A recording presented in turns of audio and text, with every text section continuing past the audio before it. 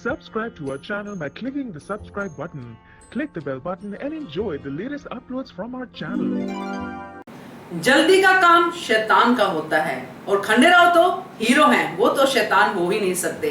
नमस्कार दोस्तों, स्वागत है आपका आपके अपने चैनल हंग्री स्पिरिट्स में। हंग्री स्पिरिट्स देख रहे सारे दर्शकों का मैं अंजू शर्मा दिल से स्वागत करती हूँ। आज कृष्ण की तारीफ करनी बनती है दोस्तों, क्योंकि जिस तरह से कृष्ण ने मेंटेन किया है खंडेराव के कैरेक्टर को दरबार में, वो काबिले तारीफ है। जिस तरह से उन्होंने केस को पुट किया है, हर एक बात मान के अपने दिल की, अपने साथियों की, उन्होंने केस को एक एक करके मल्हार राव होलकर के सामने रखा।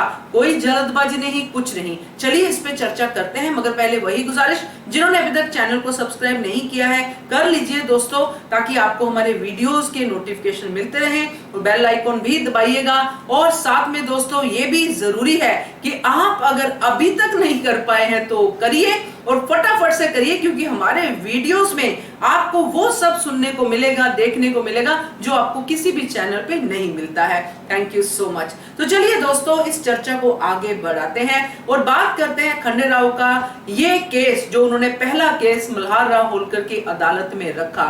मैं आपको एक चीज शेयर करना चाहती हूँ, आप भी मेरे से सहमत होंगे कि जब हम लोग बच्चे थे और हमें पता चलता था कि ये जो बात अगर हम करेंगे अपने पेरेंट्स के सामने तो हमें बड़ी शाबाशी मिलेगी, हमको बहुत सारी तारीफें मिलेंगी, हो सकता है इनाम भी मिले, तो हमें बड़ी जल्दी होती थी कि फटाफट जाए और बात को बता दे। सबसे पहले मुझे ही बतानी है वो बात, ताकि मेरे मम्मी पापा मुझे बहुत प्यार दें और बहुत सारे गिफ्ट्स दें। तो ये चीज हम अपने बचपन में देख चुके हैं। बट यहाँ पे जब मैंने ये सीन देखा जिसमें कि खंडेराव ने जो केस पुट किया, जो बात की किशन चौधरी और हीरा के जो केस के बीच की जो कड़ियां थी, उन्होंने दरबार में रखी। एक दरबार जिसमें खंडेराव एक वकील की तरह एक ऐसे बंदे को रिप्रेजेंट कर रहे थे जो ऑलरेडी केस हार चुका था, उसका परिवार सुसाइड करने के जगह पे पहुंच गया था। तो उन्होंने बड़े प्रेम से, बड़े आराम से एक एक बात को तोल मोल के सामने रखा, हर एक की बात सुनी, जो भी उस बात में आ रहा था उनकी बात सुनी,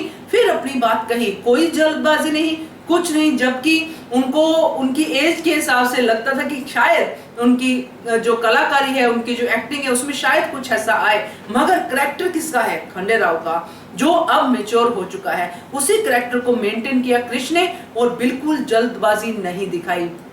एक और चीज यहाँ पे कहना बनता है दोस्तों कि खंडेराव ने यहाँ पे ना सिर्फ वो बातें रखी, बल्कि उन्होंने जिसका जो योगदान था उनको वो बात कही। जैसे कि तुक्कू जी के बारे में बताया कि जो अंगूठे वाली बात थी, ये तो तुक्कू जी ने पहले ही देख ली थी, तो ये बात उन्होंने हमें बताई।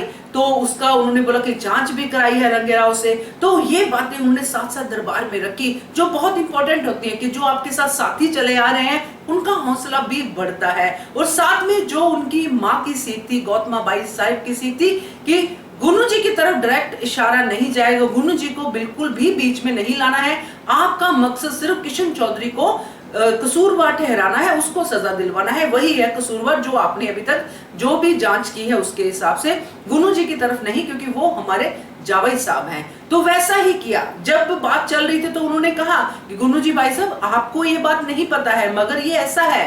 तो उनका कहना था कि जो किशन चौधरी ने किया है वो शायद आपको भी नहीं पता है। कहने का मतलब पूरा का पूरा मेरा ये है दोस्तों कि केस को जिस तरह से उन्होंने रखा, रिश्तों को जिस तरह से रखा, वो उनकी तारीफ करनी बनती है। और इसीलिए मल्हार राव किसी फैसले पे पहुंच पाए, क्योंकि उनके सामने खंडेराव ने दूध का दूध और पानी का पानी कर दिया था, बिना किसी जल्दबाजी के। हर एक सबूत के पीछे उनका एक और जो सबूत होता था, जो उनको पुष्टि करता था कि यस ऐसा है। तो कैसा लगा आपको ये सीन? कमेंट करके जरूर बताइएगा। देखते रहिए channel hungry spirits. Thank you so much.